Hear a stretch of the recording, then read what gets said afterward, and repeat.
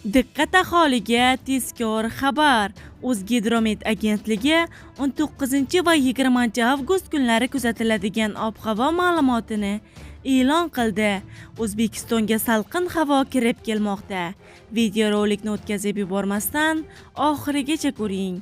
Assalomu alaykum hurmatli tomoshabin, kanalimizga xush kelibsiz.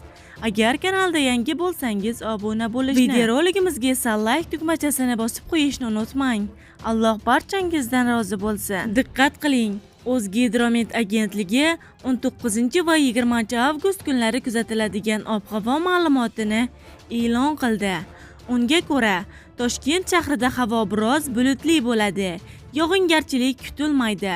Shamol sharqdan 3-8 metr sekund tezlikda esadi. Harorat kechalari 21-23 daraja, kunduz kunlari 36-38 daraja bo'ladi. Qoraqalpog'iston Respublikasi va Xorazm viloyatida havo biroz bulutli bo'ladi. Ba'zi joylarda o'zgaruvchan bo'ladi. Yog'ingarchilik kutilmaydi. Shamol sharqdan 7-12 metr sekund tezlikda esadi. Ba'zi joylarda 13-18 metr sekundgacha kuchayishi, ayrim joylarda chang to'zon bilan kuzatilishi mumkin. Harorat kechalari 20-25 daraja, kunduz kunlari 35-40 daraja bo'ladi. Buxoro va Navoiy viloyatlarida havo biroz bulutli bo'ladi. Yog'ingarchilik kutilmaydi. Shamol sharqdan 9-14 metr sekund tezlikda esadi. Ayrim joylarda chang to'zon bilan kuzatiladi.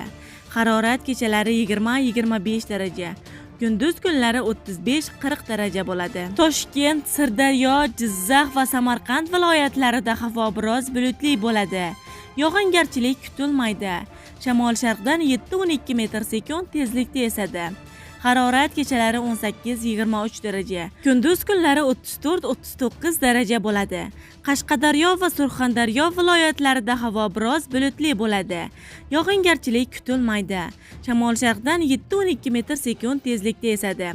Ba'zi joylarda 13-18 metr sekundgacha kuchayishi, ayrim joylarda chang to'zon bilan kuzatilishi mumkin. Harorat kechalari 21-26 daraja, kunduz kunlari 38-43 daraja bo'ladi. Andijon, Namangan va Farg'ona viloyatlarida havo biroz bulutli bo'ladi. Yog'ingarchilik kutilmaydi. Shamol sharqdan 5-10 metr sekund tezlikda esadi. Harorat kechalari 18-23 daraja, kunduz kunlari 33-38 daraja bo'ladi. Respublikaning tog' oldi va tog'li hududlarida havo biroz bulutli bo'ladi. Ba'zi joylarda o'zgaruvchan bo'ladi.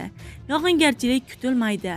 Shamol sharqdan 7-12 metr sekund tezlikda esadi. Ba'zi joylarda 13-18 metr sekundgacha kuchayishi mumkin.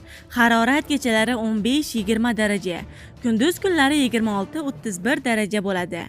Avgust oyi oxiriga kelib, O'zbekiston hududiga nisbatan salqin havo kirib kelishi mumkin. Natijada kunduzgi harorat asta-sekin 25-30 darajagacha pasayadi deyiladi ma'lumotda. Hurmatli tomoshabinlar, videorolikka like bosib, videoni barcha tanishlaringizga yuborib, ogohlantirib qo'yishni unutmang. Alloh barchangizdan rozi bo'lsin.